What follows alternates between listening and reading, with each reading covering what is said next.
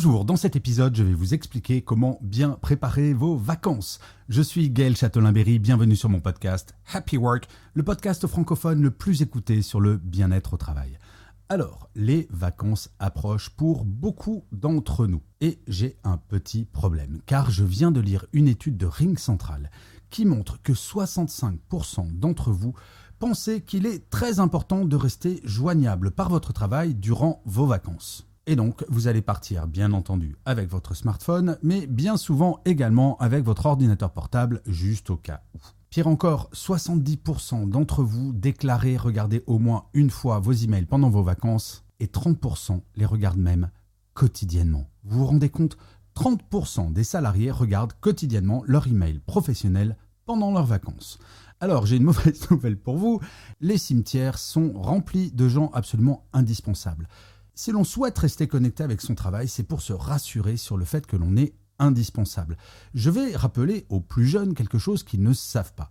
Quand j'ai commencé ma carrière, il n'y avait ni Internet ni smartphone. Et oui, je suis un petit peu un dinosaure. Mais quand on revenait de vacances, après 2-3 semaines de vacances, alors qu'il n'y avait pas d'email, pas de smartphone, et que nos collègues nous demandaient « Alors tes vacances, comment ça s'est passé ?» Et nous faisions toujours la même réponse. Eh bien écoute, les 2-3 premiers jours, j'ai toujours pensé au travail, et après, j'ai commencé à déconnecter.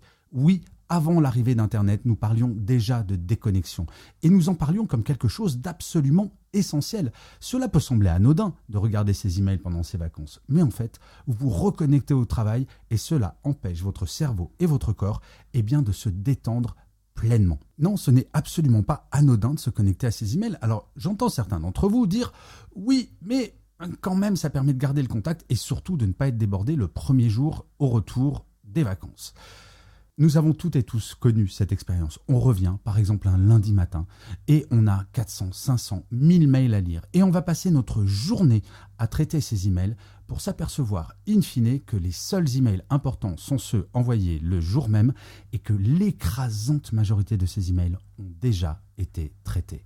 Bref, on voit bien qu'il y a un problème, mais il y a des solutions et c'est cela dont je vais vous parler dans cet épisode. La première chose, c'est de vraiment bien préparer votre départ en déléguant vos dossiers.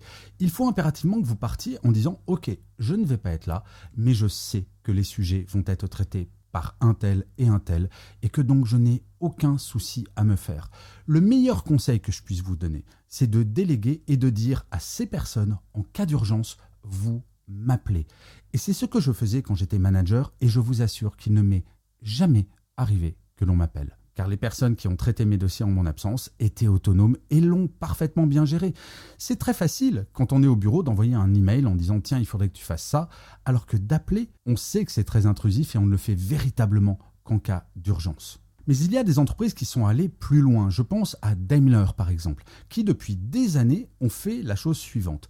Plutôt que d'avoir un mail d'absence standard, je suis absent du temps au temps, en cas d'urgence, merci de contacter machin ou machine. Daimler a choisi de faire un mail automatique. Imaginez, vous écrivez à Monsieur Schmitt qui travaille chez Daimler. Vous ne le savez pas, il est en vacances. Vous allez recevoir le mail suivant. Madame, monsieur, vous avez essayé de joindre Monsieur Schmitt. Il est absent du temps au temps. Nous venons d'effacer votre email. En cas d'urgence, merci de le renvoyer à Monsieur Gunther qui, lui, pourra répondre à votre question. Alors certes, cela peut sembler radical, mais d'un point de vue service client, la personne va avoir sa réponse, vu qu'elle sait à qui renvoyer l'email pour avoir une réponse, mais surtout, Monsieur Schmitt, pendant ses vacances, ne va pas culpabiliser, ne va pas se dire « et s'il y avait une urgence, s'il y avait quelque chose d'important ?» Et vous savez quoi ? Plus de 80% des salariés de Daimler ont opté pour ce genre de message d'absence. Alors, il y a aussi une autre solution. J'ai rencontré le PDG d'une très grosse boîte qui faisait quelque chose qui n'est pas inintéressant. Il m'expliquait que pendant ses vacances, il ne regardait absolument pas ses emails et on l'appelait si jamais il y avait une énorme urgence et il m'expliquait bien que c'était très rare qu'on ose l'appeler. Mais le premier jour, quand il arrivait, il sélectionnait tous les emails reçus pendant la période des vacances et il les effaçait. Alors pareil, cela peut sembler radical, mais en fait, quand on y réfléchit, si on fait une réunion avec les 2 ou 3 personnes qui ont pris en charge mes dossiers, ainsi qu'une réunion le lundi matin avec son manager, très vite, on va être au fait des urgences, des sujets à traiter. Nul besoin d'être au courant de tout ce qui s'est passé pendant ces 3 semaines. Il suffit d'être opérationnel dès le jour 1 et de savoir exactement ce que vous allez devoir faire. Bref, je résume. Il est fondamental que vous oubliez vos emails professionnels pendant vos vacances et pour ce faire, il faut bien déléguer avant de partir et planifier, si possible, dès le jour de la rentrée, dans la première demi-journée, une réunion avec les personnes qui vont pouvoir vous tenir au courant des choses qui sont importantes à savoir. Bref, un débrief post-vacances. Et si vous faites cela, vous allez voir que vos vacances vont avoir un goût tout particulier, un vrai goût de vacances. Je vous remercie 1000 fois d'avoir écouté cet épisode ou de l'avoir regardé si vous êtes sur YouTube. N'hésitez surtout pas à vous abonner sur votre plateforme préférée, à mettre des commentaires, des pouces levés. C'est extrêmement important pour que Happy Work dure encore très longtemps. Et surtout, de vous à moi, cela me fait très plaisir. Je vous dis rendez-vous à demain et d'ici là, plus que jamais, prenez soin de vous. Salut les amis.